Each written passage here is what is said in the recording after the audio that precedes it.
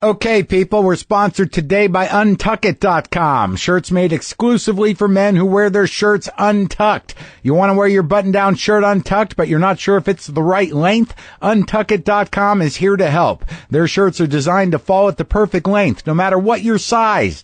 Visit Untuckit.com and improve your wardrobe today. Use the promo code Maron for a special 10% discount, and shipping is free both ways. The right shirt can make all the difference. Untuckit.com, shirts designed to be worn untucked. And also, before we get started, I wanted to point out the fall TV season is underway, and our friends at Comedy Central has some great fall premieres you can get excited about. Are you ready? This Wednesday at 10 p.m., 9 Central, it's the premiere of South Park, which is starting, get this, its 18th season, 18 seasons. And right after that, you've got the season premiere of Key and Peele. That's all on Comedy Central. Watch live, set your DVR, watch it on the free Comedy Central app, why don't you? Do whatever you gotta do. Who says there's nothing good to watch this fall? Not me. All right, let's start the damn show. Lock the gate!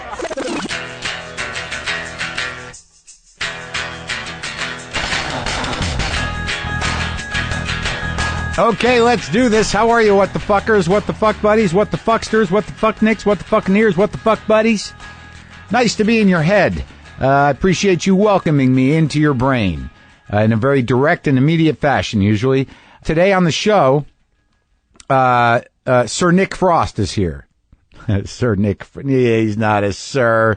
Nick Frost is here. I know many of you know him from his partnership with Simon Pegg and Edgar Wright, both of whom have been on this show. He's going to be in this, he's got a new animated film, The Box Trolls, opens in theaters this Friday on the 26th, the day before my birthday. The day before my birthday is the 27th, and at my birthday, I will be at LA Podfest. That's right. You can get the package deal. You can do all kind. Come down. There's a lot of podcasts. I'm going to be appearing on Aisha Tyler's podcast on that Friday, the 26th. I'll be doing a podcast on Saturday, the 27th, my birthday. You can actually go to lapodfest.com, and if you click on the live link, it will allow you to buy a weekend stream to see the festival. And I believe there's still tickets available. You can go to lapodfest.com and get all that stuff. I'm going to be doing, who's on my show so far? Shelby Farrow, Whitney Cummings, Amber Preston, Desi Jadakin. I hope I'm pronouncing her name right. Maybe one other person. But that should be fun. My niece is going to be in town. I'm happy to have her out for my birthday and with a full agenda of things to do. That I think a 15-year-old from Phoenix will enjoy. So there's a lot going on, man. I got to do a podcast. I guess I'm just blowing through this birthday, but we'll celebrate. We'll celebrate together at LA Podfest. What else do I have happening? Oh, I'd really like you to come if you're in the Bay Area. The Litquake event I'm doing is going to be a blast. I'm going to be in San Francisco doing they're titling it "Attempting Normal." Marc Maron in conversation. It's at the Z Space. But you can just go to litquake.org and get some seats. I believe there's still some seats left. It's a 7 p.m. show. And Jack Boulware, the fella who's going to be in conversation with me, him and I go way back. He's an old friend. He's a writer in his own right. He's been a great friend to me. He's been to both my weddings, and he's had a falling out with me as well. But it was not a big one. It was just one of those ones where it's like, are we cool? Yeah, we're cool. Oh, I didn't know if we were cool. Yeah, we are. So it won't be tense, but it'll be fun, and we'll do a Q&A, and I enjoy doing those type of live events. I like talking to the audience. I like people to ask me things that make me think on my feet, not unlike what happened at the Trippany House show the other night. I know what's going on. I know some of you come to those shows regularly. I know many of you have seen me over and over again when I workshop this material. And I know also that some of that material is stuff I'm going to be doing because that's part of the work. And I know some of you guys have seen it, but I'll do other stuff, especially if you let me know how many of you have been there. Then I feel guilty. But I'll be at the Trippany House September 23rd and September 30th. I think Nate Bargatze is going to be doing both of those shows with me. And then October 14th, I think the irreplaceable unique Ryan Singer will be with me on October 21st. I don't believe I have an opener for that show yet, but those are all happening. You can go to WTFpod.com to the calendar and get links to that. It's an $8 ticket. There's plenty of parking. It's a very small space, very intimate. And things happen. Things happen that'll never happen again. Not out of choice, but just the way it goes. Sometimes I prefer that for some reason. We're sponsored today by one of our longest standing sponsors, Stamps.com. And why have they been with us so long, you ask? Because they make it easier for us to run this business, people. Specifically, Stamps.com makes mailing and shipping easy. You just use the computer and printer you already have to get official U.S. postage for any letter, any package. Print the postage directly onto envelopes, labels, even plain paper, then hand it to your mail carrier, and you're done. No guesswork, folks. Stamps.com will send you a digital scale that calculates the exact postage you need for any class of mail. You'll never have to go to the post office again. I know you hear me talking about it a lot, and I'm sure you think, I bet he doesn't really even use it. I do use it. It makes life easier, and so I'll keep using it. If you order any of the stuff from the merch page, the WTF pod that I ship from the house, it'll have a Stamps.com label on it or stamp. I usually do it on paper and tape it on. But okay, it doesn't matter. Right now, use my promo code WTF for this special offer. Start a no-risk trial with a $110 bonus offer that includes the digital scale and up to $55 free postage. Don't wait, folks. Go to Stamps.com. Before you do anything else, click on the microphone at the top of the homepage and type in WTF. That's Stamps.com. Enter WTF. Monkey was acting weird yesterday. It's like it always happens. He was acting weird. I don't know what's going on. Yeah, I've been very fortunate. Both my cats, the ones that are still with us. Boomer lives, by the way. I don't know where Deaf Black Cat is. I have no fucking idea. I don't know where any of the animals are. I don't know where the skunk smell was coming from. I didn't see them. They didn't seem to reveal themselves. Where are all my animals? I guess it's just too fucking hot. Too hot. Too hot for the animals. But Monkey, I don't know what's going on, and I get nervous. He's acting twitchy. Like, these cats, as they're getting older, are getting very needy. Not in a physical, like, ill way, but just you're getting sort of softer. They're getting a little, I don't know, these were feral cats. But I'm starting to think, man, I always thought that my cats were, like, twitchy and nervous and amped up. Because they were feral, because they were when I got them, but they were just barely feral. But for years, they've just been like completely nuts, barely touchable for a long time, and now they're both really sort of warm, but they're just completely skittish. And I gotta be honest with you, along with some of the inner work I'm doing, I'm finding that I might be responsible for that. If you were around me all day long with my volatility and my overreacting to things, I think I might have done that to my cats, and now I'm sort of being more aware, because I've always thought that I'm not really a cat guy.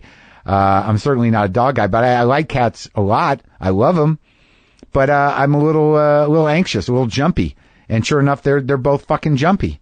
So now I'm trying to be nice around the cats and just relax, because I want them to have a nice retirement. But Monkey just has been going at his dick lately. And I don't know what's going on. Like, the other night I fed on some chicken and some nice roasted chicken. And then he went to the litter box and he came back out and he started making weird noises that he doesn't make. He's not a very noisy cat, though he's a little noisier lately. He just started going, and he just started, like, attacking his own cock. And I thought, like, oh, great, there's something fucked up with Monkey. Maybe he's just excited about the chicken. Sometimes I eat things and I just want to go at my dick, too. I mean, sometimes, like, you get a bowl of ice cream or a nice piece of cake, and right after it, you're like, you want to make noises. It's just like, oh, yum, oh my god, and just pull your dick out and go at it. Can't lick my own dick, but I've felt that urge before, so I'm gonna see if it happens again, and just sort of write it off as just overly excited about having some nice chicken is why he gave himself head. But I don't know. We'll see. He seems okay today. He's been spending a lot of time under the bed, but doesn't seem sick. Just a little noisy and sort of going at his own dick occasionally. I've seen more cat dick lately than I like to admit, because it's not something it's not something you're used to seeing. Dog dicks, they're just there. They're just out, and dog balls and dog boners. But every time you see a cat dick, you're like, oh my god, you just have that hidden. That's all. I didn't even assume that was even in there.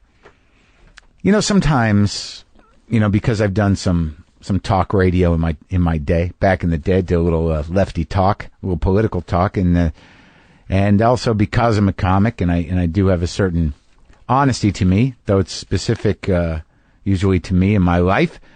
Occasionally I get people, who will tweet at me or say things like, how come you're not talking about the Israeli-Palestinian thing? How come you're not talking? Where's your commentary on Ferguson? What's going? I don't hear you talk. You're a vinyl guy, but I don't hear you talking about what throwing vinyl away does to the environment. Where are you on climate change? Well, right now I'd like to do a segment that I'm improvising. Let's call it Marc Addresses World Problems. Let's try it. Let's try a segment. All right, so I'll make up the guy who's who's all worked up about my lack of throwing my hat in the ring. So what's going on? How come I don't hear you talking about the Palestinian situation? It's bad, man. It's bad. It's bad, and it's a sad situation, and I hope there can be resolution. All right, what about Ferguson? Again, fucked up, seriously bad. Sometimes the racial realities of the country we live in embarrasses me, and I really hope that gets better and continues to get better. It's bad situation. What about climate change? I'm against it. I'm totally against climate change. It's again a bad situation. I do what I can. I recycle. I try not to breathe too much. I have a fuel efficient vehicle, but not an electric vehicle. But it's bad. It's bad, and it makes me nervous. I don't think it's going to go haywire completely in my lifetime, and I don't have kids, but that doesn't mean that I don't care, but it means I care a little less. That's enough, man. I think I'm exhausted from that political commentary. I'm exhausted. Maybe I should just call that segment, it's bad. That's fucked up. Hey, have you made your website using Squarespace yet? Have you? If you have, I'd like to see it. We'd all like to see it here at WTF, me and Brendan. Yeah. Just take the website you made using Squarespace and put it up on your social media accounts using the hashtag WTF Squarespace. We'll keep an eye on all your links, and we'll pick the best one at the end of the month. The winner gets a free year of the Squarespace business package. That's a year's worth of the best possible Squarespace service and software tools for free. Squarespace is easy to use. Anyone who can get on a computer can design a professional website using Squarespace, and you can create an online store to sell your stuff too, people. Plans start at just $8 a month, and if you sign up for a year, you get your domain name thrown in for free. Start a trial with no credit card required and start building your website today, folks. Visit squarespace.com, and for a free trial and 10% off your purchases, enter offer code MARC, M-A-R-C at checkout. That's squarespace.com, offer code M-A-R-C MARC. Squarespace, a better web starts with your website. Yes. So it's always fun for me to talk to British people because I'm completely ignorant of exactly what goes on over there, what it's like to grow up in Britain. I'm always sort of fascinated by that. I romanticize it. I wouldn't say my perception of it is Dickensian, but I would say it's a mixture of Beatles, some information I've gotten, a little bit of Alan Sillitoe, Loneliness of the Long Distance Runner. Was that his name? It's just a mixed bag. I've spent a couple of weeks in London, and I think the UK in general, my experience has been it's beautiful and it's old, but I don't know a lot. So it's always thrilling to me just to talk about what it's like to live in the UK with people from the UK. But Nick Frost was very. I was thrilled that we had the opportunity to talk to him, and why don't we do that now?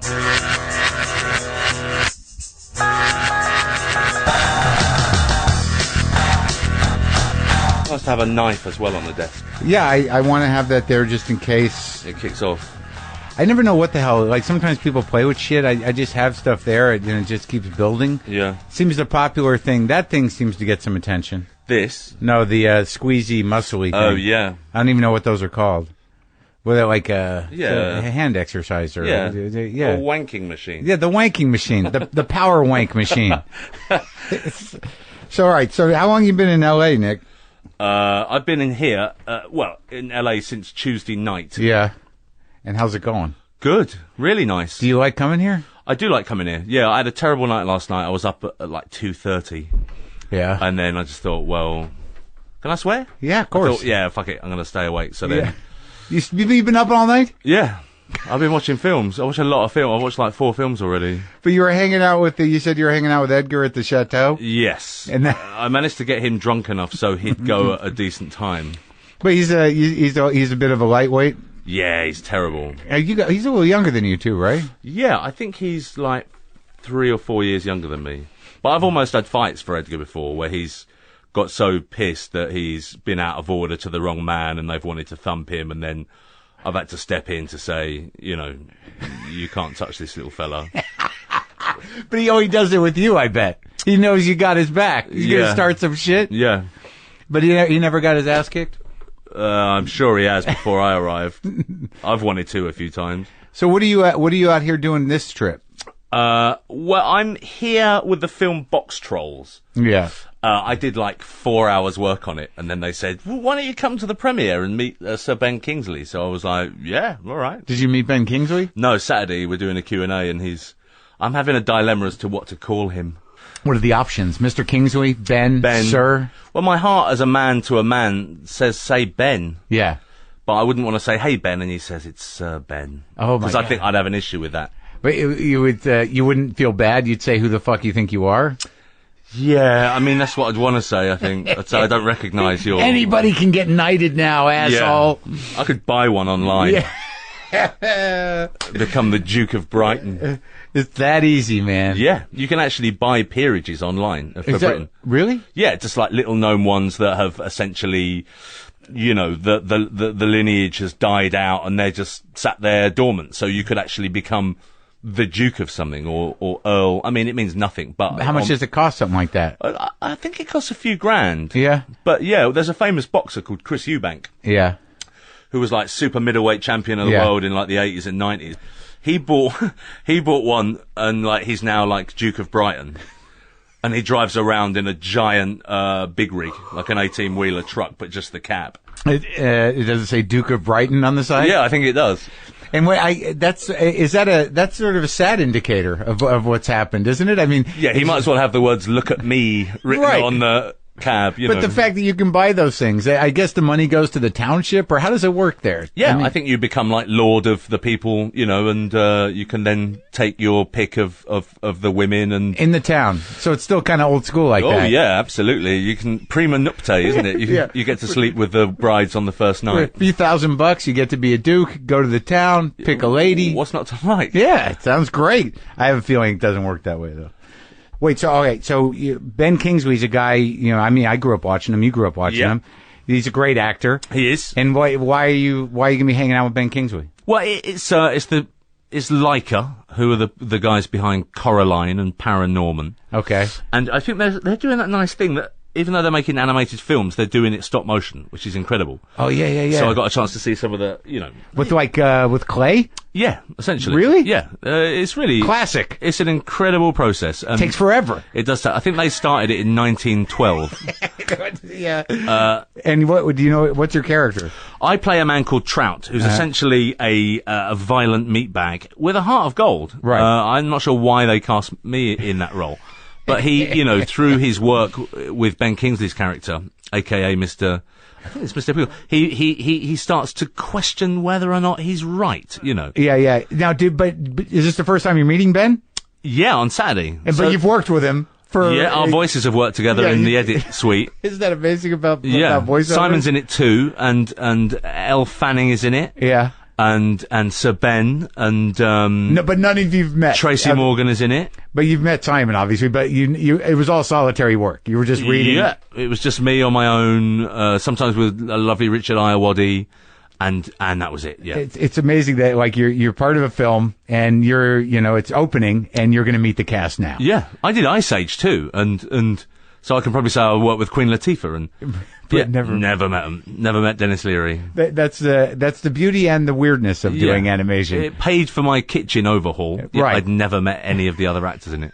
But what a great ensemble. What a lovely cast. It's going to be so awkward in the green room. Well, I'm curious to see, like, stop motion is like, it is something to see because it's almost like a throwback. Yeah. Yeah. I mean, those guys that, you know, the guys that do the Wrong Trousers and the park animation down in Bristol in Britain, they do it. And I was fortunate enough to look around their studios, and it was It's like a universe, I imagine. Yeah. Like Well, before, like where they'd each frame they'd move the mouth and it was made of clay. But now they have a thing where they have magnetic clip-on mouths.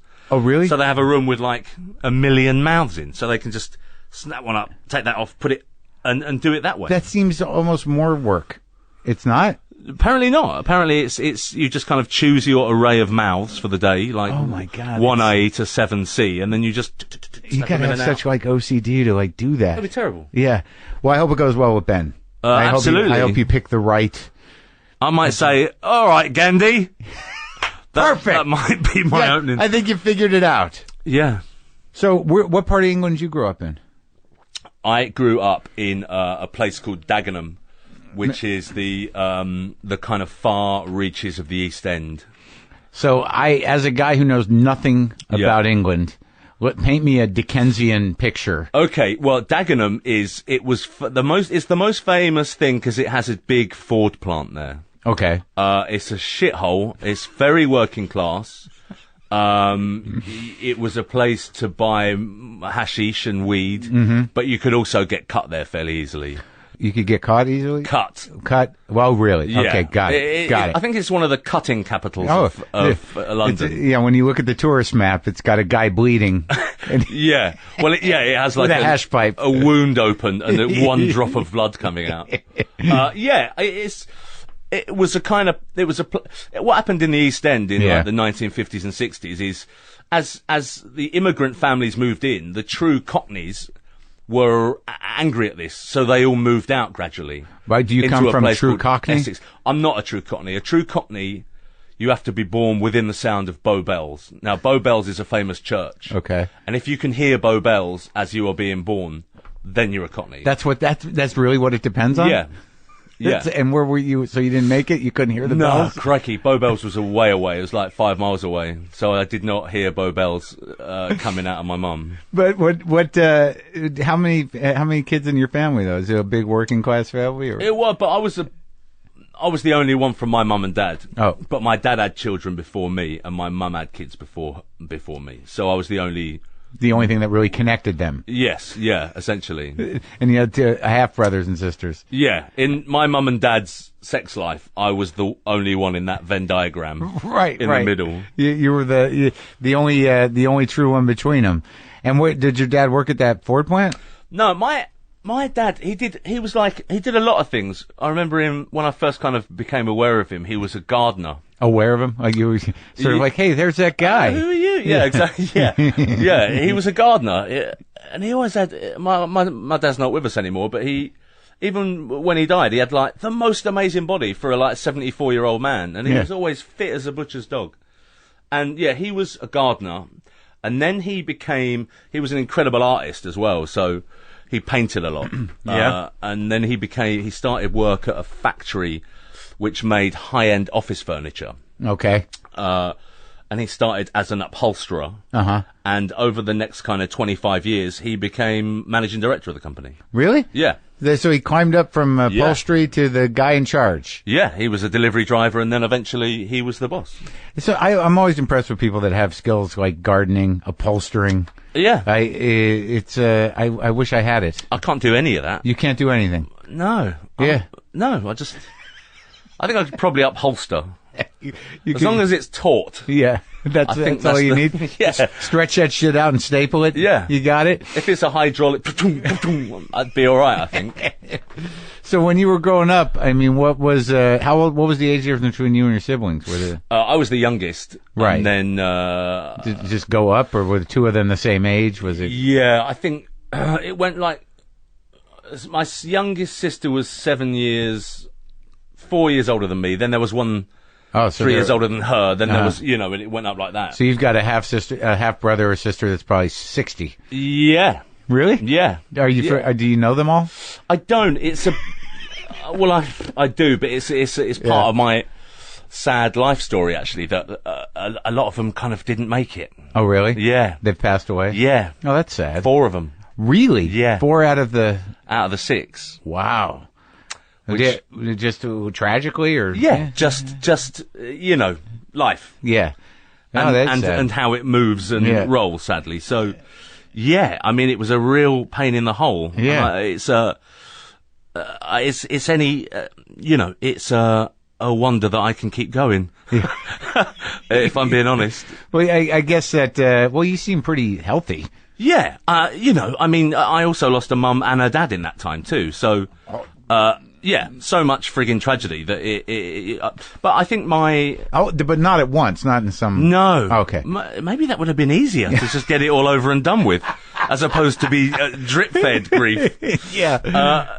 Yeah. I mean, I think my point, my outlook on life is what's the alternative? Just Right. get up and keep going. You got to keep going. Yeah, you can't get, because the sadness will drag you down. Oh my God, you'd stick a 9 in your mouth. Yeah, it's crazy. But we're built to deal with it, from what I understand. Yeah, humans. Yeah, I think you just get better at it. Yeah, yeah. Your heart gets cold. Yeah, cold heart. By the time my dad went, I was like, ta-da! Yeah, see you later. I lifted his hand up, and we had a high five, a post-mortem high five. You put it back in the box. Yeah. Bye, Dad. Yeah, but I have a kid now. I have a 3-year-old son, so all that is now gone because I now have my own deal. So that's a pretty new thing. Yeah, I'm looking forward to dying on him. Yeah, so you should plan it. You decide what age you'd like to go at. What would be best for him to handle. Yeah. I think 7. Yeah, no, well, that's 7's good for a child to lose his dad. That might be a little young, but you know what? He won't remember you that clearly. That really upsets me, that notion of what? Not of dying. Because I don't remember much before 5. Right? Sure. So all that amazing relationship I have with my son now and the closeness we have, he wouldn't care if I went. He wouldn't even remember me. There'd just be a picture on a mantle somewhere, and there'd be a new guy there. Who's that fat bearded? Yeah, he'd call that guy Dad. Yeah, exactly. Oh, this is getting depressing. Don't do it. Stay around. Let's listen to a record. Yeah, what do you got? I got a few records inside. But when you were growing up, your goal was not to be an actor. No, I had no goal. Good for you. That's a good way a creative person starts. Even now, I think, I've been doing meetings with people this week, and they're a weird thing, but I could see... The general meeting? Yeah. But I could see people going to pitch stuff in the waiting room. Right. And they were just panicking and shitty, and they were saying, have you got enough charge in your iPad for the presentation? Yeah. It's like, I've never given a shit about anything that much, Yeah. And I seem to have a real good laugh at these things, and we just go in and we just have a chat. And yeah, it's sort of like, we love you. That was so funny, that thing you did with that guy. Yeah. What are you doing? That's a good question. I have that weird, what do you want to do? Yeah, what do you... I have that weird thing, and I think you kind of get them in Britain too, but you get them a lot here, and I did a pilot this year with Justin Long for CBS called Sober Companion, and I loved it. I loved that man, and I love working with him, but there was that weird thing that you come off set and there's like another set of monitors, and behind them are execs from... Yeah, for just a little stack of untalented people. Yeah, I don't know what the collective noun would be for them. Right. They do that thing, rather than laugh, they just tell you you're funny. Right. But with the most... Oh my God, you're really funny. Right. It's like, oh, you mean that? Because what I'm hearing is, you're a massive cunt. Yeah. That's what it sounds like. Everything's not non-committal. They don't want to get your hopes up in any way. They don't want you to get the wrong idea. They don't want to get fired. Exactly. And the pilot didn't go, or did? You don't know. It did not go. So that's what they were saying. Yeah. That's exactly what they were saying. Oh my God, you'll never be employed here. That's exactly it. But when you were younger, what were you doing in this shithole that you lived in? I was nothing. I mean, I got into trouble. I smoked. I had fights. I played a lot of rugby. Rugby. See, that's something we don't have here. Yeah. I mean, you do have a team. You guys are playing New Zealand soon. Oh, I knew that. And I did not. To be honest, it's going to be a 3-figure mauling. Yeah, by New Zealand. Yeah, they're playing in Soldier Field. It's a sellout. Well, we're not. It's not an indigenous sport here. No, it's probably new to us. I know it happens in some colleges, but I don't know. It's like football, correct?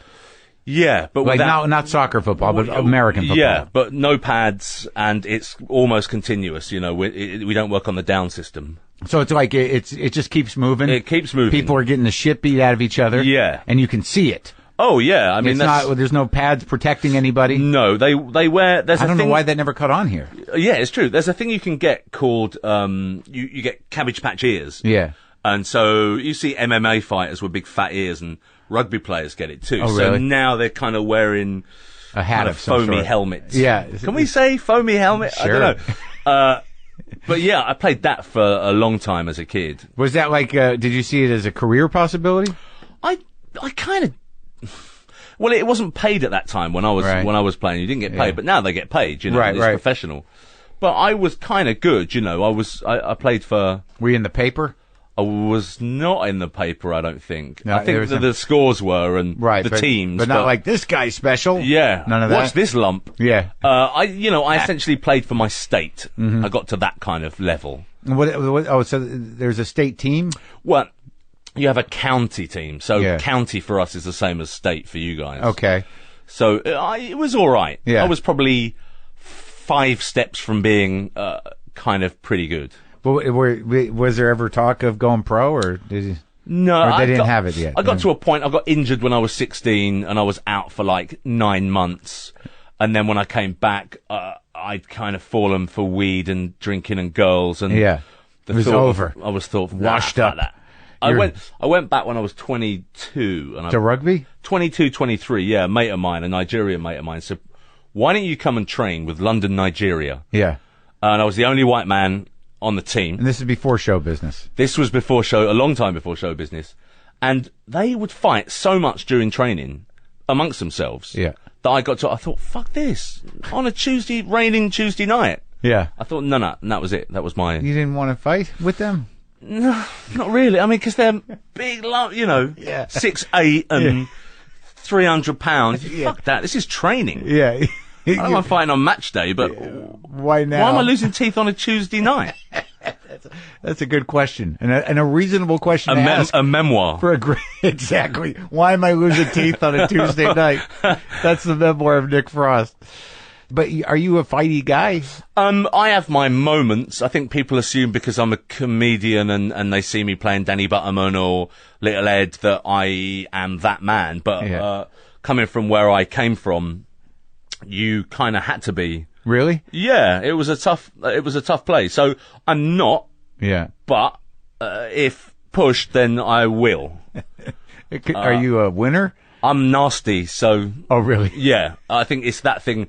There's no Queensberry rules. It's finish it quickly, Just pummel the guy. Yeah, I've been done a few times too. Really? Bad, yeah. Simon had to come and take me from the hospital one time because I got kind of done by 5 men on the street. And did you start it? Nah, man, they just got jumped for no reason and... Oh, that's a mugging. Yeah, That's well, not a fight. they didn't take anything though. They just felt like beating the shit out of you? Yeah. You didn't say anything. I couldn't. They were like 18 and I was like, 5 of them surrounded me. And I think you're in trouble when their opening gambit is, I'm going to fuck you up, you fat cunt. And for no reason other than no reason at that. all. No. So, but like generally growing up in a type neighborhood, because I don't have any experience with it, what would fights be about? Bullshit? Yeah, just fronting up, Yeah. Just you didn't like someone for whatever reason. And Just at a pub and it's just sort of fuck you. Yeah, I mean, I hated it, and growing up where I did, it was a large Irish community too, so... Was that a problem? It wasn't a problem, but,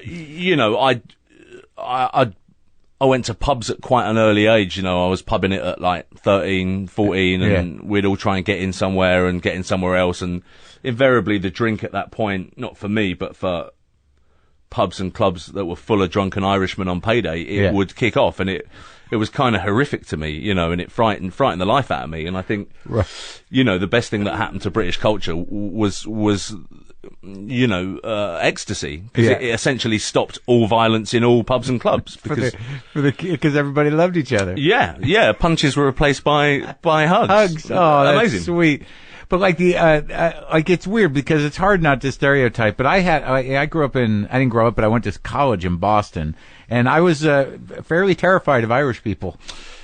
Yeah. They just, because a lot of the town was Irish, and you'd go to these bars, and it would just be like, I'm going to get my ass kicked for no reason. Not bothered either.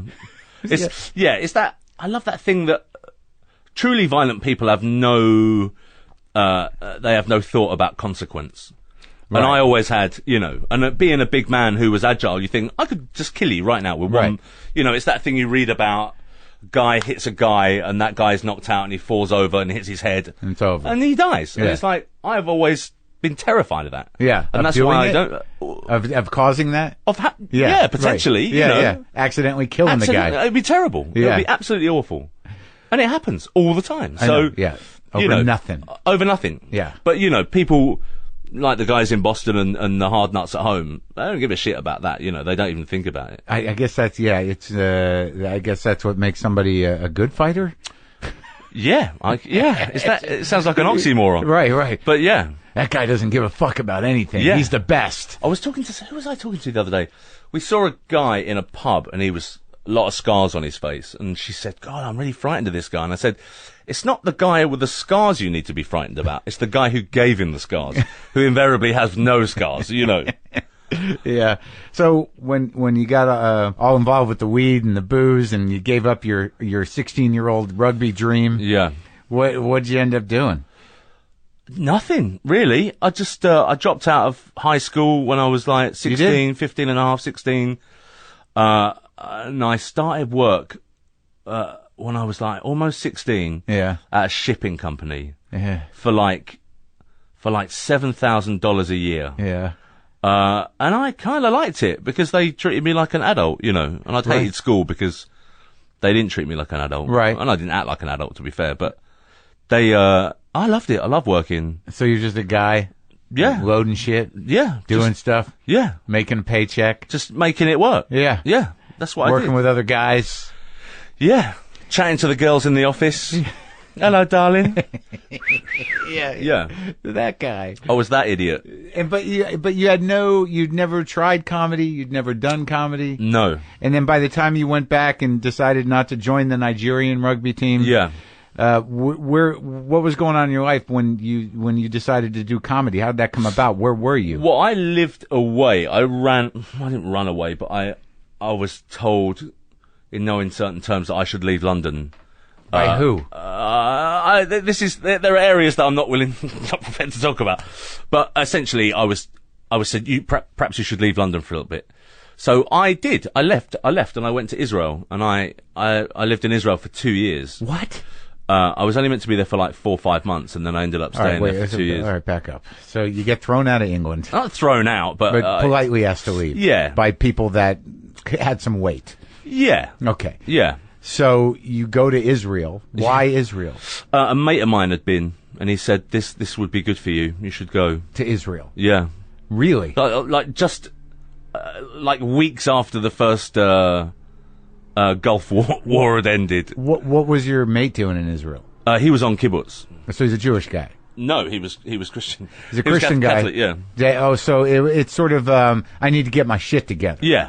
I'm going to go, I'm going to farm. I'm going to drop out. I'm going to hang out with people. Yeah. I'm going to learn Hebrew. I'm going to pick kiwi fruits. And that's what he did. Yeah. And how old was he?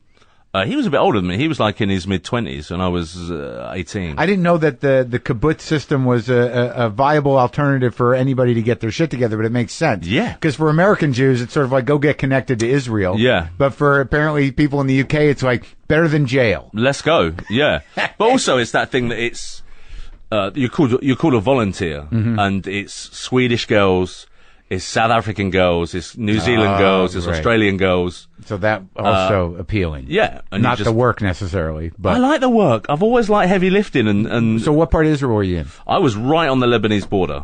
Oh yeah. Which was kind of exciting in a way. What was the name of the town? Baram. Yeah. Baram, right in the north. And so you go there, you leave England, you pack up your shit, Yeah. you say goodbye to your folks, Yeah. and go into Israel. Ta-da. Yeah. I'll see you in 3 months. Yeah. And you stayed on the kibbutz for 2 years? I did, yeah. I was there for like 14 months, and then I came back, hated it, and then I was at home for like 2 weeks, and then went away again for another 9 months. So were you out of your mind? Yeah, I just kind of became like a kibbutznik, I just, it was such a weird thing to come back to London after all that time. And so what is life on the kibbutz like? It's very formulaic. It gave me an insight into the fact that I'd probably do all right in prison. Right. It was like you'd get did you make like sort of a conscious choice between that or say the military or something? No, I mean, I had looked in, I'd gone to like open days for for the Navy, and you know, it wasn't for me, right? But I loved it. I loved it. I like, you know, what do you do? You'd get up at 4:30 in the morning, yeah, and you'd go to work. You know, lots of different jobs. You could pick apples, or the longer you were there, the better the job you got, essentially. Right. And then when I'd been there almost 2 years on and off, I was like Colonel Kurtz. Yeah. I ended up driving my own little van, and I just hung out with the Israelis. And you saw several different groups of people come and go. Come in and go in. Because a lot of people would do a month or do a... Yeah. And then the Israelis trust you more, the more you're there. You know, because they see so many different volunteers coming in and out, and they treat the place like shit and get drunk and vomit it's like everywhere. Camp to them. Yeah, same thing. So if you stick through it, if you stick through winters, they seem to like you, or bombardment by the Lebanese Mujahideen. Yeah. So what was your take on Israeli people? What did you learn from them? They're kind of a tough lot. They are a tough lot, and I think a lot of people think they're very rude. Now, my problem with that is it's the way they turn Hebrew into English. So in Hebrew, it's perfectly acceptable to say, "Give me this." Yeah. That's tenly, whatever. Yeah. Give me. Don't doll it up. No. Yeah. I might be killed in an hour. Yeah. I'd like that now. In the West Bank. So please can I have the apple? So when they speak English, they say, "Give me this, give me that," and people think, "Jesus Christ, what a rude race!" But it's just the way It's just the way the culture operates. Yeah. And so you picked apples, and what else did you do? I picked apples. If you had been there a while, you could work in fish ponds. No, really? Amazing, like giant fish ponds, and then once every kind of 3 months, you pull the fish out. What kind of fish? St. Peter's carp. Oh yeah, nice. That's the fish there, St. Peter's fish. Yeah, they love it. Yeah, it's great. Because it's got a little black dot on its side, and that's supposedly where St. Peter pulled the fish out of Jesus' eye. Did you find? So you were working the fish pond. You picked apples. You picking cotton. Cotton. Really? Yeah. By hand? Yeah. And they also had that beats your hands up, doesn't it? They don't care. The Israelis. No, I know, but wait, with the experience of picking gloves, obviously. You know, I'm not made of stone, Mark. My mistake. They had like a plastic factory as well, which was mindless. That's a huge kibbutz. Yeah, it was big. A plastic factory? Yeah. You know how plastic is made? Well, they would make, do you know when you have a little catheter in your arm, like a valve? Right. They would make the valves. Oh, so they manufactured That's shit. all they made, yeah. That's fascinating to me. Yeah. Did you tour Israel? Yeah, I mean, if you're there, and I think every 4 or 5 months the Israelis say, let's go and do a trip. So you'd go to Jerusalem, or you'd go to Masada and the Dead Sea. Did you go to the top of Masada? I did, yeah. It's great, right? Fascinating, yeah. It's a good hike. It is a good hike, yeah. And the story of it's amazing. Yeah, I was thinking about that the other day, actually. Really? Was it like 1,000 people? Yeah. And 100 of those drew lots? Right. And that 100 killed the other 900. Horrible. And then from that 100, 10 were chosen to kill the other 90. Is that how it worked? Yeah, that's how they did it. That's brutal. And it was just to not give the Romans? The Romans, yeah. The victory. Yeah. Oh. And so the ones that were left, I think there were like 4 or 5 people left, like women and children hid in wells and stuff. And they let them go because they were so impressed with the fact that they'd killed all themselves. I wonder what happened to the legacy of those people, if that's part of their genealogical history. We were the 5 survivors of Masada. They live in wells. Their ancestors still now live in wells. But I think it's amazing that the Romans spent, what was it, like 5 years building a giant ramp out of earth to get up there? Yeah, shit took time. And you can still see part of the ramp, right? Why did they want the property so badly? Because it was a good lookout? I don't know. I think it had aircon. I think it had primitive aircon. So what did you think of Jerusalem? That place is a mind fuck. It's amazing. Yeah, weird. It was a weird. I mean, all the headquarters are there. All the big religious all franchises. The big ones are there. Yeah. Are you a religious person? No, not at all. How were you brought up? Catholic. Oh, so that killed it for you, huh? Yeah, I mean, I had to go to church every day because of the school I was in, and I kind of. Was there a point where you did believe? Not really. I mean, maybe as a kid, but I smelt a rat from an early age, Catholics smell the rat quicker than other people usually. Smell the rat could also be my memoirs, mate. Yeah. I guess there's something about the charade of Catholicism that at some point you got to realize like they're putting a lot of effort into this. Yeah. Why haven't I got a massive ring? Yeah, right. How come that guy's winning? Why has he got a big ring? His nice clothes were all covered with like that Monty Python bit. He's the only one that hasn't got shit on him. Yeah. The king. How do you know he's the king? Yeah. So, all right. So you spent 2 years that's fascinating to me. And you came home and you're like, fuck this. And you went back to Israel. Yeah. And then what happened? I fell in love. I met a girl and followed her back to London. So she was from England. Yeah. And that's why you left Israel. There's a good chance if it wasn't for that chick, you would still be in Israel. Yeah, you might be in the army by now. I think I'd be an officer in the army. Yeah. But maybe I'd lost an arm in an exchange with Syrians. With an Irishman.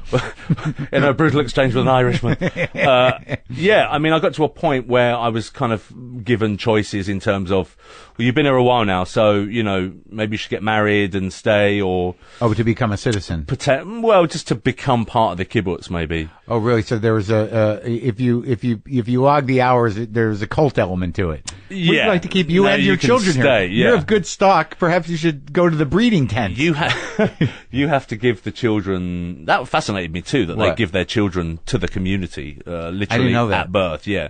Not all kibbutzes do it, but our one did, and your children are looked after communally and stay in a house separately from you. Well, the idea was it was rooted in the idea of socialism, right? Yeah, and I guess you're there as part of that member of that kibbutzim to work, and I think their thing was Western society. The parents or the father is so kind of often at work, and they maybe get 20 minutes or an hour when they get in.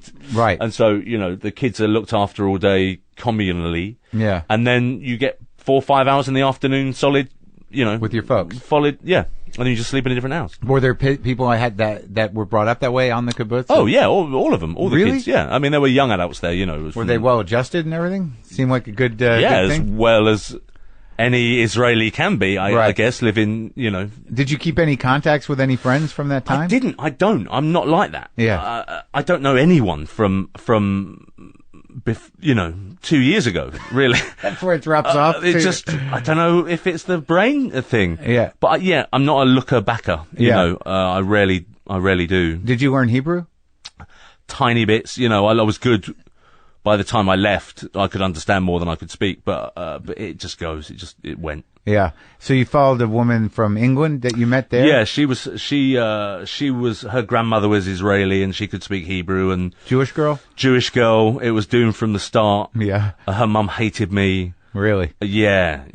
And, it just didn't work. Although I liked her very much. But it got you back in town? It did, yeah. And you were like, what, 22, 23? I was 21. And how old were you when you met Simon? 22. So it's about to happen. Yeah. I could feel it. So you come back to England, and what are you working? Where are you working? Well, this girl, she worked at a Mexican restaurant called Chiquitos, and by the time I got back to London, my parents had moved. Did they tell you where they went? They didn't tell me. I knocked at the door, and a lovely Punjabi lady answered, and I said, "You're not my mum." Yeah. But I mean, my mum was a Welsh woman, so they moved back down to Wales. I have no idea what that, like, I've met one other, who'd I meet? John Ronson. Yeah. The writer. He's Welsh. John Ronson's son is the funniest little kid I've ever met. Really? Yeah, I could have spent, I have a theory about certain children that I call them old young men. Yeah. Where they're actually really old, but they're kind of young, know. Yeah. He's one of those. Oh, really? I saw him at the pool premiere. Uh-huh. We were just chatting, having a laugh, and he's like 8. He had like a little green corduroy suit on. Oh, really? Yeah, amazing. Ronson's a good guy. He's a good man. Smart guy. Yeah. But so your mother's from Wales. What's Wales like? Wales is it's kind of industrial. It's known for its steel production and coal, which kind of dropped off in the 80s. And as soon as that industry left, a lot of it died. You got beautiful villages that just every man was now out of work. Oh, so it got the beautiful villages masking the horrendous depression and rampant alcoholism. Yeah. And wife beating of that. Yeah. Yeah. But the flip side, where my family are from, is a place called Pembrokeshire, which is the furthest west you can go in Britain, essentially, and it's absolutely beautiful. It's just rugged cliffs and beaches and crystal clear water and a lot of sheep. And that's where your parents moved to? Yeah. So you had that to go back to if you wanted. I did, but I hated going back because it was essentially, it felt like I was living inside a tumour. You could feel that kind of loss in terms of the jobs and everything. Yeah. Yeah, it's so interesting to me when I hear about Britain, not knowing a lot about it, that it's been around for so many centuries and there's so much beautiful history, but most of the modern stories are like, ugh, it's horrible. The industry left and we had to eat our dogs. Yeah, just nothing but sadness. Yeah. I mean, not everywhere. I mean, London booms and but little cities, little towns, and also it's that thing that I'd go to this town since I was a little boy, and so the people you'd see who were 18 or 19 when I was 5 or 6, now I'm 24, 25, sitting in the pub, and they're in their 40s, still in that same pub. You think, gee whiz, you can feel the town just dying as its youngsters either leave or. Well, there's a little bit of that vibe in the World's End. There's that. Because that happens to everybody to some degree. Yeah. Some people leave and some people never leave. Yeah. Oh, it's heartbreaking, but I don't know. Like, I'm not going to get too existential about it, but when you really think about the span of a lifetime. Oh, right. And people, what they do or what they don't do. Yeah. It's very easy to just sit there and like, well, tomorrow I'll do it. And then. Yeah. Yeah. And then it goes. Yeah. It all goes. But you can do, when I was a waiter, I thought, I'll do this for 3 months. And then 5.5 years down the line, I'm still there. And you think, Jesus Christ, it goes so quick. Was this where? At the Mexican restaurant? Yeah. So you were there for that long? Yeah. So you're in love with this Jewish British girl. Yeah. And she's Who lives working in Los Angeles now. Oh, really? Yeah. Did you see her? No, we haven't seen each other for a long, long time. But she's here. Yeah. Is she an actress? She was at some point, yeah. She had a nice part in James Cameron's Titanic. Oh, really? Yeah. That's astounding, isn't it? Kind of interesting. But you just didn't keep in touch. I guess. What are you going to do? It ended badly. Yeah. She gave me a piece of information when she broke up with me, which I've kept with me forever, really. Yeah. And she said, when you realise you're not going to spend the rest of your life with someone, at what point do you call it a day? And it really hurt me at the time. But now, 20 years later, I think that's bloody good information. Sure. But was that before she called it a day? That was at the moment of her calling it a day. We were outside Woodford Bridge train station, and that was her. Oh, that was her breakup? That was a rhetorical question to me. Right, that was a rhetorical question as a breakup. I was like, do you mean us? Right. Oh, I don't know. Now? Should we do it now? But during the time you were working at the restaurant with her, you guys were dating for 5 years? No, she was a traveller at heart. She was a fly-by-night kind of good time girl, and she had many, many friends, and she'd stay and she'd work for 4 months and get enough money, and then she'd go to New York, or then she'd go to and then come back Australia, and she'd flit around. And you stayed solid at the restaurant? I did. So she would go away for 4 months after you broke up, and she'd come back. Hey, how's it going? But she only came back a couple of times before then leaving for good. I think she moved to a different restaurant. But that's kind of a brutal kind of thing. Like, hello, how you been? Yeah. I like this character that you have of yourself, the sort of hurt guy. Yeah, I know. That's who's in me. Hello. You look good. You look nice.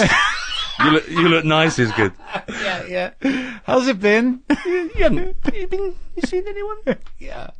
Oh my God. So you're a waiter at a fucking Mexican restaurant. Yeah. How was the food? Well, the food was good when I started. Yeah. But it's the shittest food in the world right now. It was taken over by a chain. It's still there? Yes, yeah, there's a few of them. But when I worked there, every day, they would make everything fresh. Right. And it was absolutely delicious. And this is a great story because, something you could not have expected. Yeah. Comes into your world and changes your entire life. Yeah. Simon. Simon. Yeah, but it's a rare thing that happens. Because you had because it sounds to me that, you were heartbroken, lost, I've had that a lot. Yeah. A lot of heartbreak and loss, Well, right. I like it. I know it seems weird, but I like that.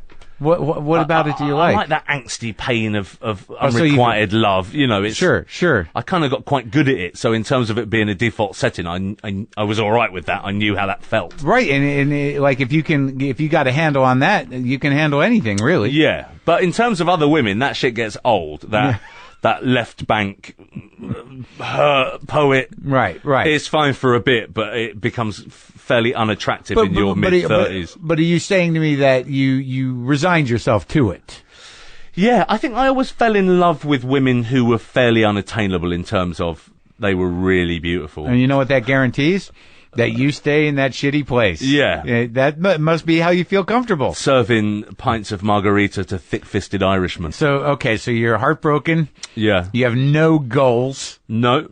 You're just working at a restaurant. Yeah. Going home every night to your sad little house. Well, we'd all go out. There was a curry house called the Pink Rupee. Yeah. In a place called Cricklewood. And every night, literally, we'd finish our shift and we'd go there and we'd have a late supper, all the waiters. Oh, yeah.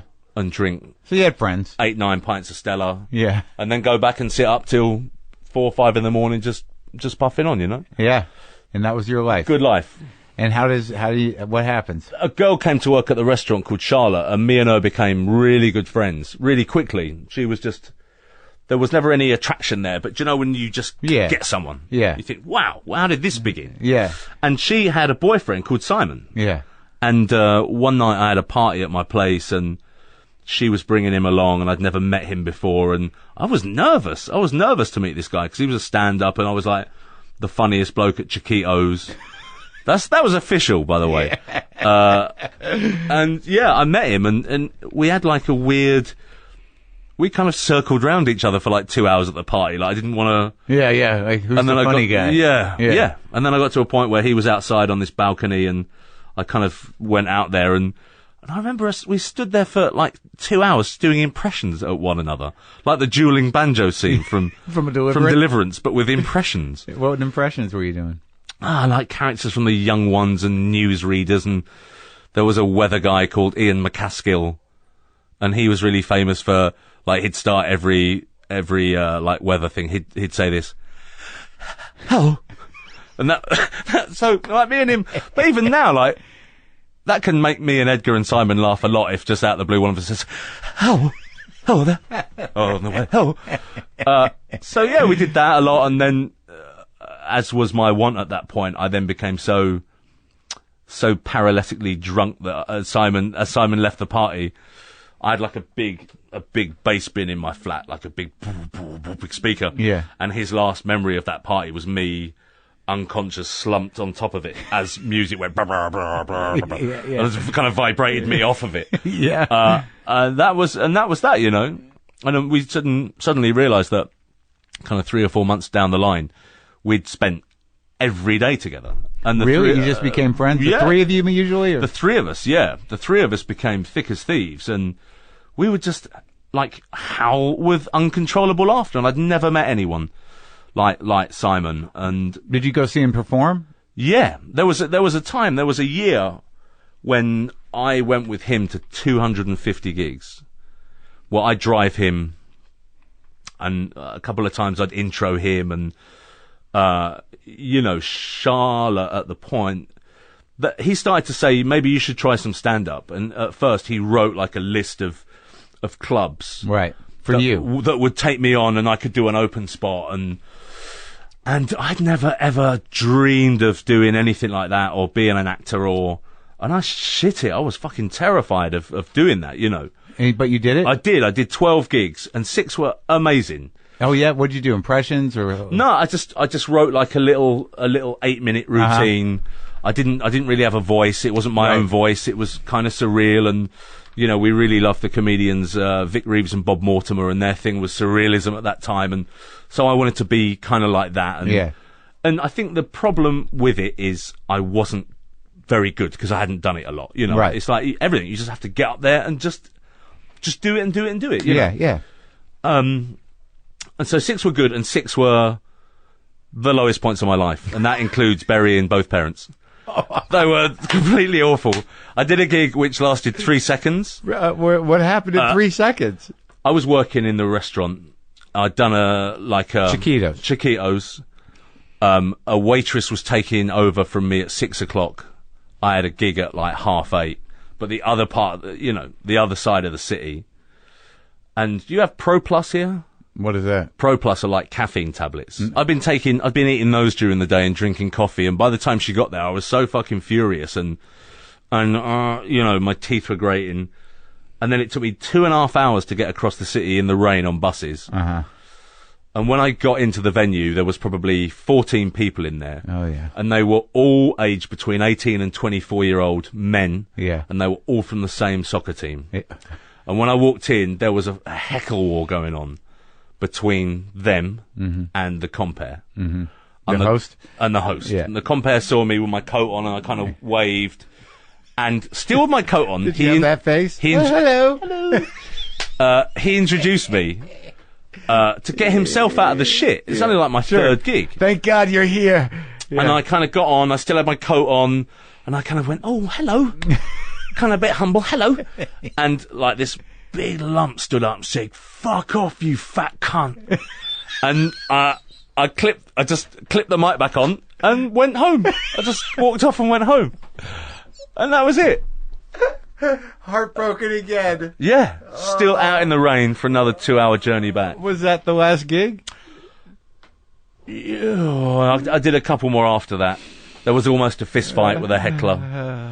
But yeah, the return in terms of... I'd get sick afterwards. I'd get the worst migraines. Oh, really? Because I'd been thinking about it for 3 days up to the point where I'd do it. The worst. And then that release of actually, if people would laugh and it would go well, I'd feel so sick afterwards. Yeah, because you put yourself, and if they don't laugh, then it's all still inside you. Yeah. It's just then it moves from spending 3 days thinking about it to spending 3 days being the shit out of yourself. Yeah. Being the shit out of yourself about it, thinking about how it fucking go wrong. Yeah. I was just bad at, So you didn't stick. It didn't stick. No. No. So how did it lead to the creation of what was it, Spaced, right? Yeah. Well, it was Simon. He was a great stand-up, and he got more. He did Edinburgh Festival a few times, right. And he started to get the attention of TV commissioners and script editors. And they offered him a show called Spaced with him and a lovely lady called Jessica Hines. Yeah, I saw that. I watched all of them. They're great. Oh, cool. Thank you. Yeah. And so they got offered this sitcom. They offered them a series straight away. We didn't have to make a pilot. But whose idea was it? Was it Edgar's or who? No, it was Simon and Jessica's. Oh, so they pitched it. Yeah. Okay. And then they got Edgar on board, and then Edgar was essentially the third Beatle. In that team. Yeah. And Simon came to me at one point and said, I used to do a character called Mike Watt, who was a member of the National Guard, and he said, I want you to come and do that character on the show. And, being never wanting anything or never having an idea of what I ever wanted to do. I had that, and it annoys Simon, but I have that thing where he says, why don't you come and do this? And I kind of went, yeah, all right. Yeah, right. Well, if I've got nothing better to do, yeah, I will. And to be honest, I never thought it would ever happen. Well, it's actually the best way to be because you don't have expectations. You don't get into a place where you're desperate. Yeah. And you don't, it's just sort of like, it's neither here nor there, really. Yeah. Yeah. I mean, if it wasn't that, it would be something else. Right. I've always had a weird kind of Jiminy Cricket in me that says, it'll be all right. Yeah. No matter what's happened to me in my life. Right. That's that voice that said, it'll be all right. That's the best you can have. Yeah. It's like, I'll be okay. Yeah. Yeah. I'll be all right. And so. You'll be dead soon. Keep going. But that character was sort of a complicated, interesting character. Yeah. Because, I imagine however you conceived of it or whatever you were doing, you were doing it on stage occasionally or just for fun? No, just to make him laugh. Right. And him sitting in a pub. Because it became like the relationship between you two became interesting, and that character had a sort of softness to its weirdness. Yeah, and it became sort of an endearing thing. Yeah, I mean, I think you could see me and Simon's relationship in that. Right. And I think out of every character me and him have ever played, we've both been each other's characters at different points of our lives. Right. Which is kind of fun. And did you what was the reaction to Spaced? How it was successful right away? People loved it. Yeah.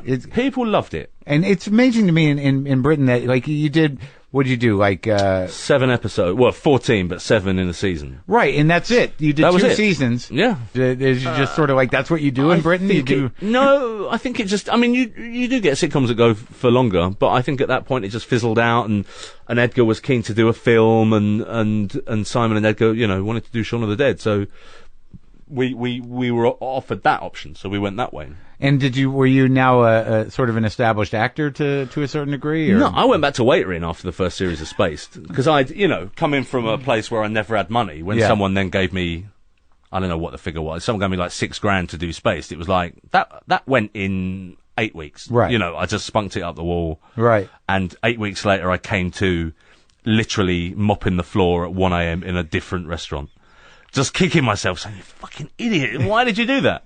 But I'd never done that again. That was my lesson in terms of financial nous. You blew the money, and what? You lost your job at Chiquitos? I left it. I burnt my bridges. It was like I felt like Homer Simpson saying, "I'm never coming back. I'm going to be an actor." You get me? Yeah. Yeah. Just. And then after the first season, or does it? Yeah, I was back to waitering in a place called Old Orleans. Yeah. And the tagline was "A taste of the Deep South." Oh boy. Terrible. I like that you at least went with strange kind of North American ethnic cuisines. Yeah. You have New Orleans and they have Mexico. I'm a soul food kind of, any place that does just gumbo and jambalaya, I'll be working there. So you're working there, and then when you got the second season, did you tell them to fuck off? Yeah, I was off.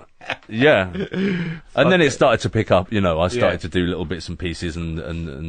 But most of it with Simon, or you were doing other stuff too? Well, most of my acting was with Simon and Edgar at that point, but I'd done other little bit, I was doing a sketch show at one point, and a lot of that thing where you're kind of sitting on a panel and talking about current affairs with a comedy slant, that kind of. Oh, you were that guy? The big funny guy? Panel guy, yeah. Yeah. Panel show guy.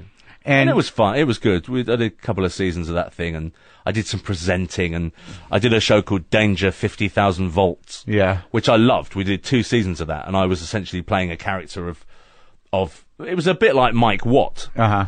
And we did a lot of work here in the States, but it was, what if you're attacked by an alligator? How do you get out of it? Yeah. It was that kind of thing. But it was real. It was real, right. Yeah. I ended up Talk to in experts? Florida. Oh. Yeah. A lot of ex-military. I ended up wrestling an alligator in Florida and it almost breaking my arm. I got into a boat crash in Florida and was hospitalized. Florida's a dangerous place. I don't go back. No, because of those horrible memories? Yeah. Edgar, he sent me an email a few weeks ago, and on it was, I don't know where it was from. It was from something over here.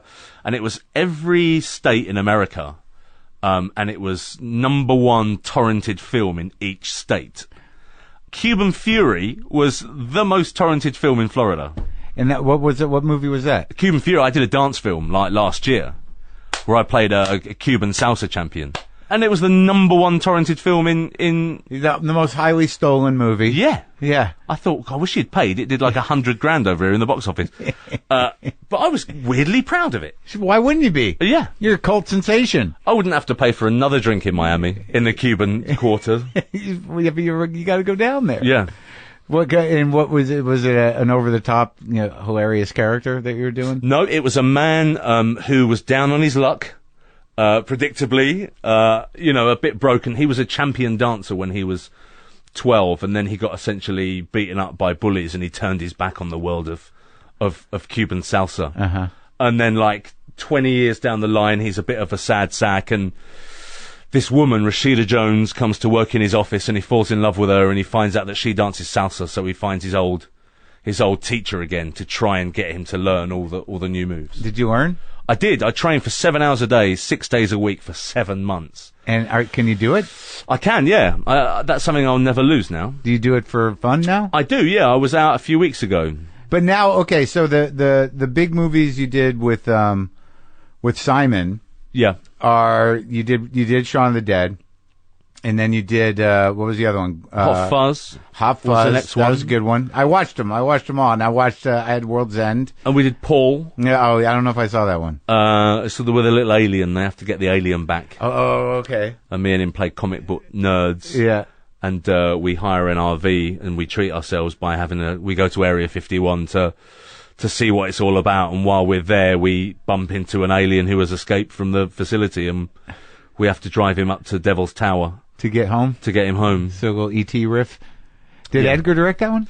No, that was lovely Greg Mottola, who did Superbad. Oh, okay. Who's a mate of ours, and he did that, which was amazing. I got to live in Santa Fe for like 5 months. I grew up in New Mexico. I liked it a lot. Yeah, it's gorgeous. Too much Amber and Dreamcatchers for me, but that's Santa Fe. that is Santa Fe. I grew up in Albuquerque. A lot of ex-astronauts wandering around, and Neil Young had come into town. A lot of ex-everythings with money end up there. David Byrne had drift through town at some point doing acoustic sets. Yeah, it's weird, right? Yeah. Because it's a little town. It's a little town. It is. Did you go to Tia Sophia's and have the blue corn enchiladas or Pasquale's? I think there were tons of places. Beautiful, right? Green or red? Yeah, exactly. Christmas. That's the big question in New Mexico. Yeah. I'm a green guy, mostly. Yeah, I am as well. Enchiladas I'll have red. I had the slowest getaway from a club while I was in Santa Fe. Me and my wife went to this. We went to the state fair where we witnessed mutton busting, where kids ride sheep. Oh, okay. As if they're riding bulls. Right. Training for a horrible life. Pre-bull. Pre-bull training. Pre-bull at this point. Yeah. And then, weirdly, we ended up in some techno club. Yeah. And a local drug dealer took offence at the fact that I wouldn't have a drink with him, and he kind of started to get a bit angry at me, and he got to a point where he was like, "You better have a drink with me because you're just being rude now." I was like to my wife, "Let's have a drink." And we had a drink, but we sat there in stony silence. He didn't have anything, but he kind of wanted to be seen in the club, hanging out with a Shaun of the Dead guy. Yeah. And so I ended up saying to my wife, "Why don't you just go to the toilet? Just walk away, go to the toilet." And so she went to the toilet, and I kind of did a thing, and I said, I'm just going to go to the loo. And then we ended up kind of me and her outside, just panicking. This guy's going to fuck us up. And there was a rickshaw outside. Do you know the bikes? Sure. And you sit in the back. Yeah. And I said, just get in, let's go. And me and Chris got in this rickshaw, and it was like a 19-year-old girl who was obviously like a ladies' soccer major or something. Right. And I said, let's just go. And we made a getaway at 1 mile an hour. Yeah. Did the guy come out? No. Oh, good. Well, that's I mean, good. We were in view of the club for an hour, so he would have seen us. My buddy Dave really liked the hyperdrive. He misses that. Oh, cool. I didn't know about it, but he's like, "Oh, it's great. I love it." How many of those did you do? We did 2 seasons, so 12. Yeah. It was good, man. I really enjoyed it. I like science fiction anyway, so having to... Were you always a nerdy guy? Because you don't strike me as a nerdy guy. I lived a double life. I was a jock by day. Yeah. And then at night I'd come back and read 2000 AD and... So you all have that in common, you and Edgar and Simon. Yeah. I think where they were lucky and fortunate is they got to embrace theirs a lot earlier than me. Right. I had to kind of keep mine hidden. Yeah, you were a closet nerd. I was a closet nerd, and it was only when I met Simon, really, that that became... You were able to embrace it? Yeah, absolutely, and think about films as being a cinema, and think about intertextuality and the fact that I'd heard a riff from a soundtrack in a different film. You think, I know what that is, that thing. I'd never thought about that before. I knew how I felt, but I never knew there were words for it. You know what I mean? Well, yeah, because Edgar's sort of a sophisticated sort. Yeah, he's a real film head. Yes, and all this sort of weird genre play you guys did in Spaced was so that was all sort of mind blowing to you.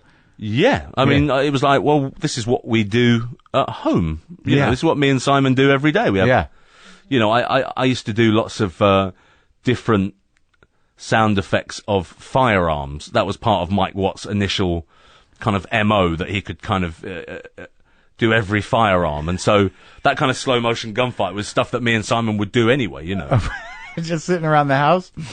Yeah, I'd come in one day to someone and I'd say, this is the flat hollow boom of a shotgun, and right. I'd wrench it up and... Yeah.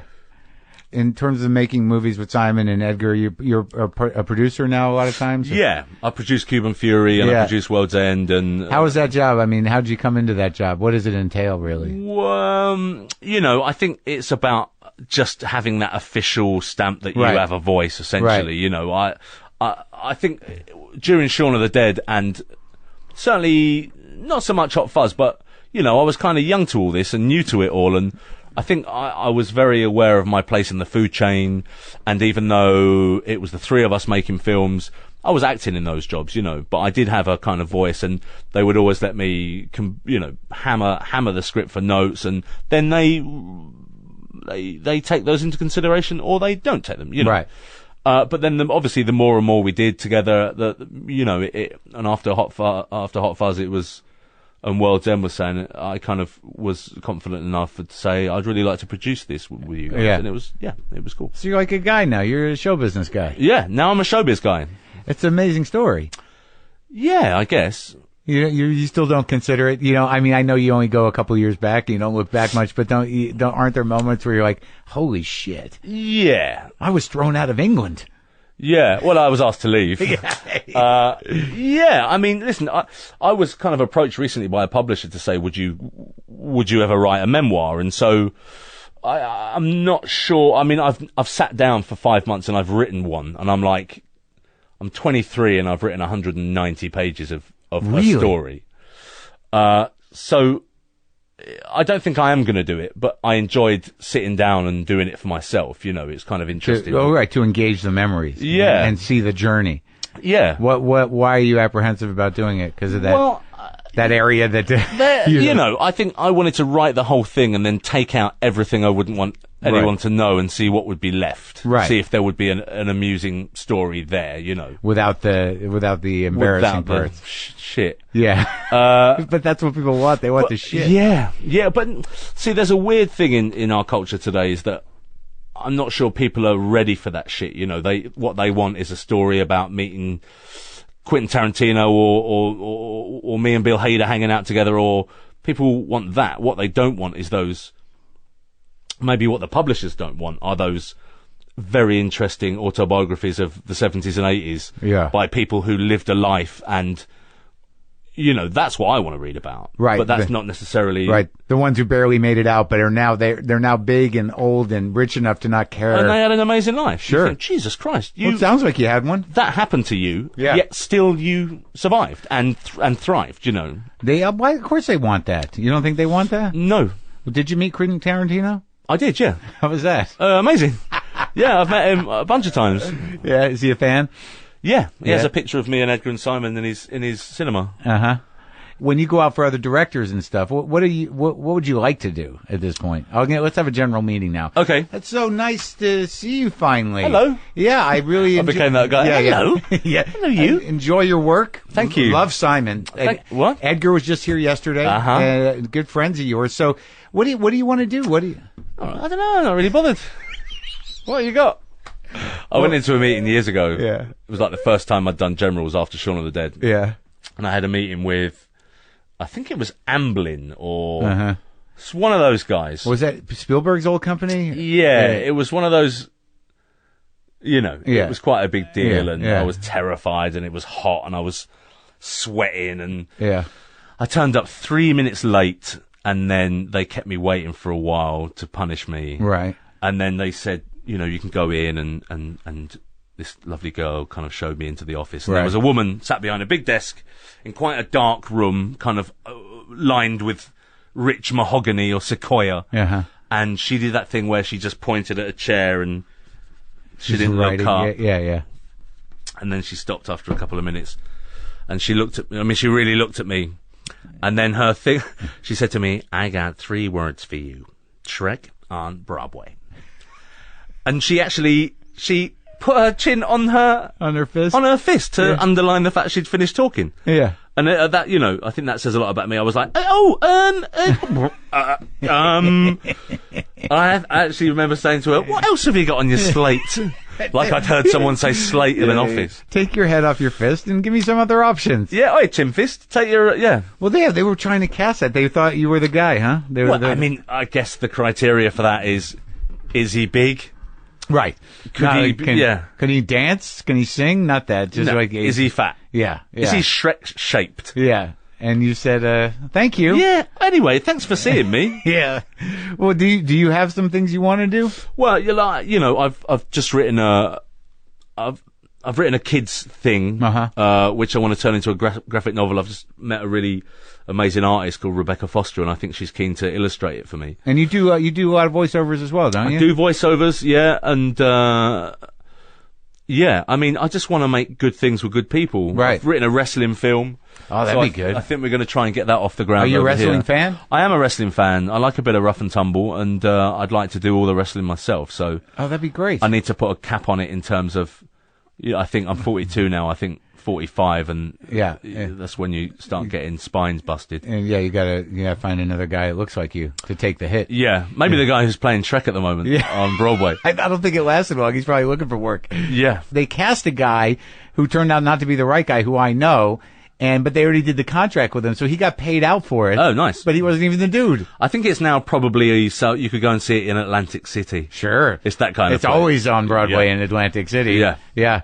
And what did you and Simon do? What are we doing with this Shaun of the Dead revisiting? Is that happening? What, for Phineas and Ferb? Yeah, what is that? Yeah, it's a cartoon that I've seen it a couple of times, but I know the guys and they're lovely, but they've written us in as Shaun and Ed for the like the Halloween special. I mean, I think we're in it for like 60 seconds. That's it? Yeah. And when you go back, where you go back to? Where are you living? I live in the southwest of London, a place called Twickenham. Yeah. Which is very beautiful. The Thames flows through it. Oh, that's nice. And it's famous for having the world's biggest rugby stadium. And it's the headquarters of English rugby. And so, like, 16 times a year, we have 100,000 lunatics descend on our small town to go and watch rugby. Do you go? I don't. I get a lot of hassle from being in the films that I've done. I get, you know. Oh, you can't get through the crowd. No, I mean, literally everywhere I go, people stop me and want photos and. Isn't that weird? It's like the new autograph. Autographs, I think, were even more daunting. Photos, it's almost too easy. Because they can just sort of like. To them? They were just holding you, and then Yeah. Do you do it? Yeah, I'm always lovely about it. Yeah. I mean, I'm chuffed to bits, really. I'm thrilled that someone would give a shit that I'd done anything that would mean that they would want a photo. Are you upset, though, that you can't go to the rugby games? Not really. I mean, I've always had... I think this comes from being a kid and trying to get into those thick-fisted Irish bars and seeing all the fucking hassle between groups of massive groups of men. It put me off being with massive groups of men. Yeah, I can't deal with this. I'm not a fan of that at all. I'd rather just be a few of us and, you know, even stag nights bother me. Yeah. I'd rather be with... I'm a girl, man. I like hanging out with girls. Yeah? Oh, really? Yeah, I like girls. I'm good with girls. I just like one or two people. Yeah. Once there's three, it's like, who's that guy? Yeah. You should go. Yeah. Too many. I didn't make enough for you. Yeah, party's full. It's just me and these other two fellas. Yeah. Well, it was great talking to you, Nick. Hey, listen, thank you for having me. Yeah, and so now, well, Simon's in Morocco. Yeah. Texting you. Yeah. From the Quail Quarter. What was the last thing he said to you? I just had a hawk on me, or something like that. Do you get that a lot? Does he send pictures and stuff? Oh, we send so much shit to one another. That's you know. Sweet. All right, he's a great guy. I'm glad you got good friends. Yeah. You've done great things. Thanks, man. Thank you.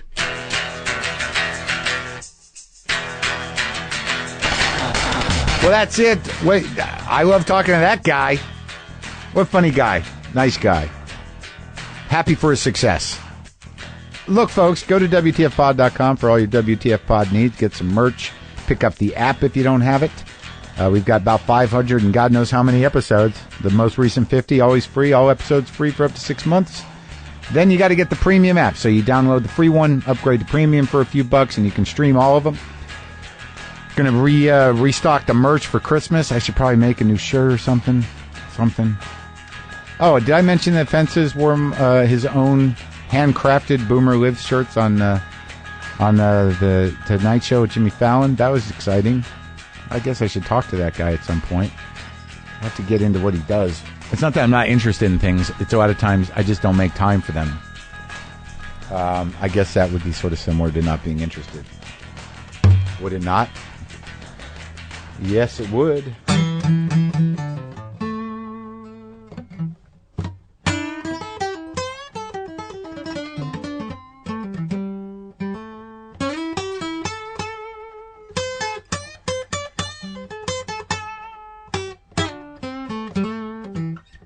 I'm working on it. I'm telling you, man. Gonna go into music.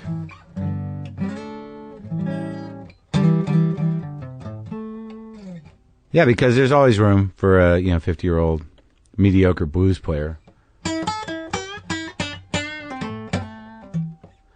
Big market.